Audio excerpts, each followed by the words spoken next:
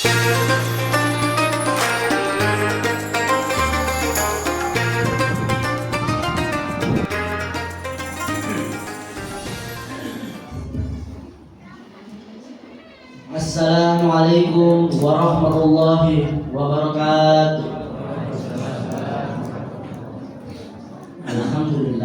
Alhamdulillahil malikil haqqil mubin alladzi khalaqana bil imani wal yakin. Allahumma shalli ala khairi khalqi Muhammadin khatamil anbiya'i wal mursalin wa ala alihi thayyibin wa ashabihi akhyari ajma'in wa man tabi'ahum bil ihsanin ila yaumiddin, amma ba'du.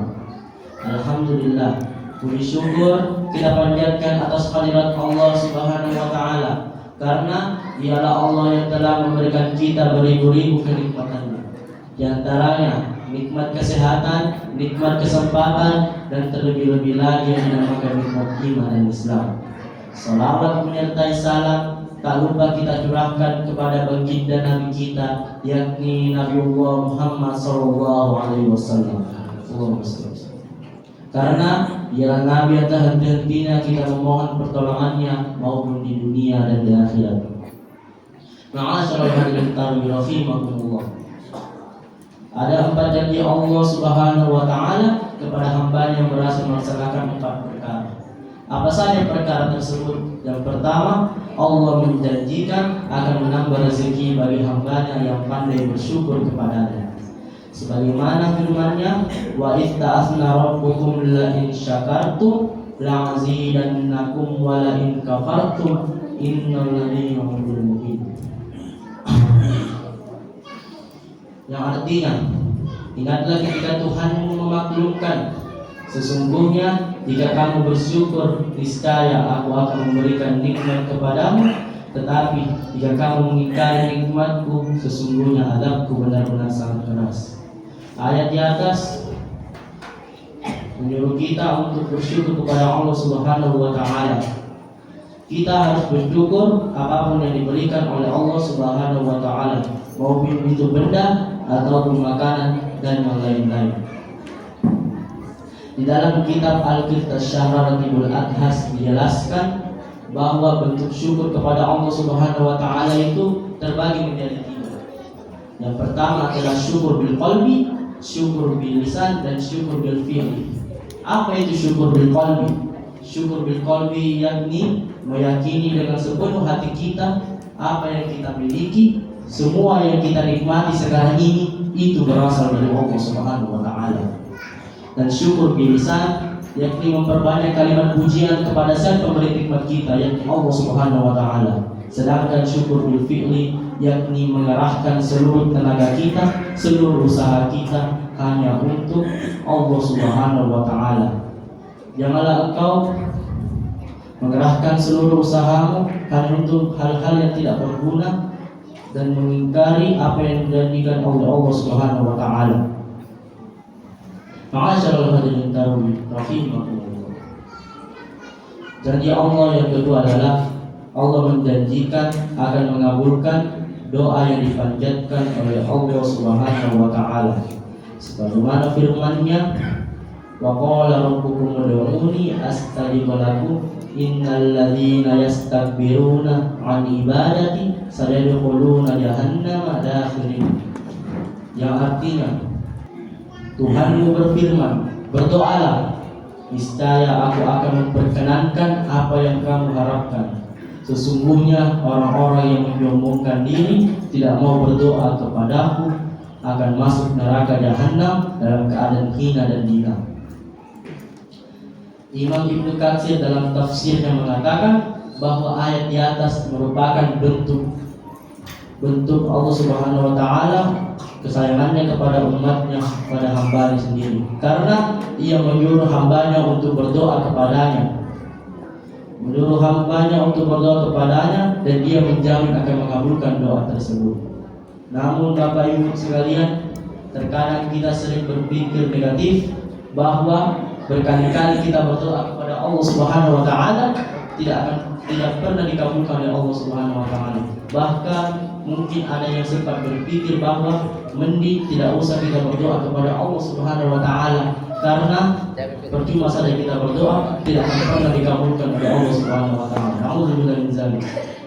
Sebenarnya banyak macam cara Allah Subhanahu wa taala untuk mengabulkan doa-doa yang dipanjatkan oleh hamba-Nya. Di dalam kitab Fawahidul Mukhtar dijelaskan bahwa ada 5 macam cara Allah Subhanahu wa taala untuk mengabulkan doanya. Yang apa saja tersebut? Yang pertama, terkadang Allah Subhanahu wa taala mengabulkan doa hamba-Nya secara langsung atau secara langsung memberikan apa yang dia minta. Yang kedua, terkadang Allah Subhanahu wa taala mengabulkan doanya dengan cara menunda. Ada hikmah di baliknya agar hamba tersebut tetap istiqomah kepadanya, dan salah satu ujian menguji kesabaran hamba tersebut. Dan yang ketiga, terkadang Allah Subhanahu wa taala mengabulkan doanya dengan cara memberikan apa yang dia hendaki, bukan memberikan apa yang dikehendaki oleh hamba-Nya. Dan yang keempat, terkadang Allah Subhanahu wa taala mengabulkan doanya dengan cara menghindarkan dia dari mara bahaya. Dan yang kelima dan terakhir, terkadang Allah Subhanahu wa taala mengabulkan doanya dengan cara memberikannya saat di akhirat kelak. Ada beberapa pendapat ulama mengatakan bahwa memang doa kita tidak pernah dikabulkan oleh Allah Subhanahu wa taala karena cara kita lah yang salah untuk berdoa. Ini pernah terjadi pada zaman Nabi Musa alaihissalam. Suatu hari Nabi Musa alaihissalam sedang berjalan di sekitar umatnya. Dia melihat umatnya sedang bermunajat kepada Allah Subhanahu wa taala. Tersentuhlah hati Musa. Dia pun mengatakan dalam hatinya, seandainya aku memiliki apa yang dia minta, maka aku akan memberikannya kepadanya. Allah Subhanahu wa taala menjawab isi hati Musa dengan mengatakan, "Ya Musa, apakah engkau tahu kenapa aku tidak mengabulkan permintaan hamba-Mu?" Nabi Musa alaihissalam menjawab, "Tidak ya Allah." Allah Subhanahu wa taala kembali menjawab, "Karena aku tahu lisannya hanya untukku, tapi pikiran dan hatinya kepada barang yang dia minta." Ini berarti bahwa kita kalau berdoa kepada Allah Subhanahu wa taala, kita harus memasukkan Allah Subhanahu wa taala dalam hati dan pikiran kita, bukan hanya untuk barang yang kita inginkan. Janji Allah yang ketiga adalah Allah menjanjikan akan mengampuni setiap dosa yang dilakukan oleh hamba-Nya.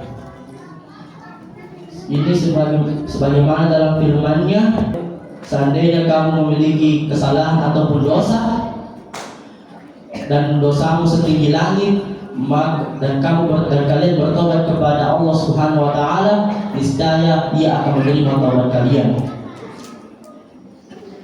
Ayat di atas adalah bentuk karunia Allah Subhanahu wa taala mengampuni setiap dosa yang dilakukan oleh hamba-Nya. Seperti di dalam suatu cerita bahwa ada seorang pemuda yang dikenal dengan penuh dosa. Ia sering bermaksiat, dia sering berzina, sering mabuk-mabukan. Suatu hari dia berjalan di sekitar tempat tinggalnya. Ia kemudian kehausan. Dia melihat sebuah sumur dan dia akhirnya meninggali sumur tersebut. Ia akhirnya turun untuk mengambil air karena saking hausnya. Setelah naik, ia melihat seekor hewan yaitu anjing. Anjing tersebut saking hausnya, diceritakan dalam kitab bahwa ia sambil menjilat-jilat tembok dinding tersebut.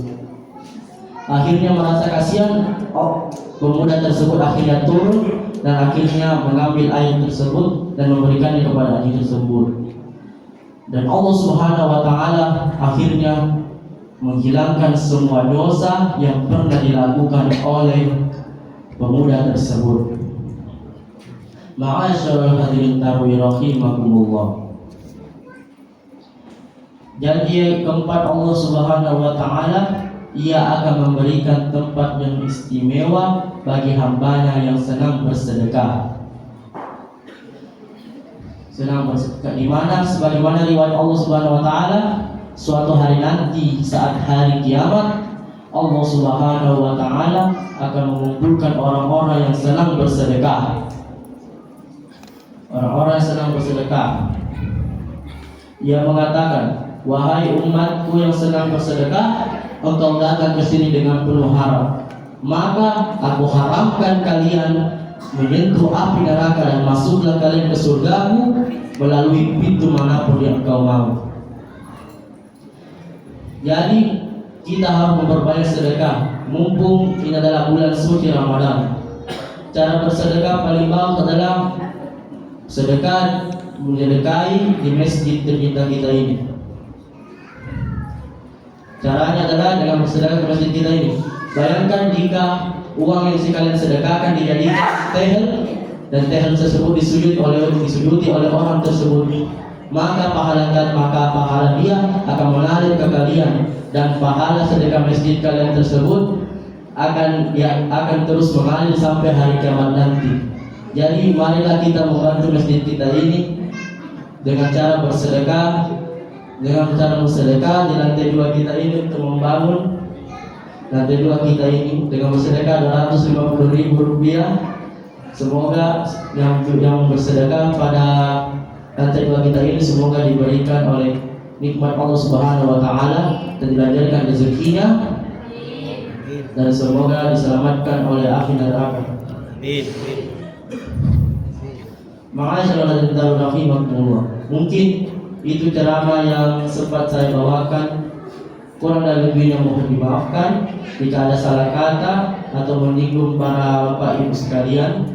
Akhirul kalam, wallahu muwaffiq ila aqwamit thoriq. Assalamualaikum warahmatullahi wabarakatuh.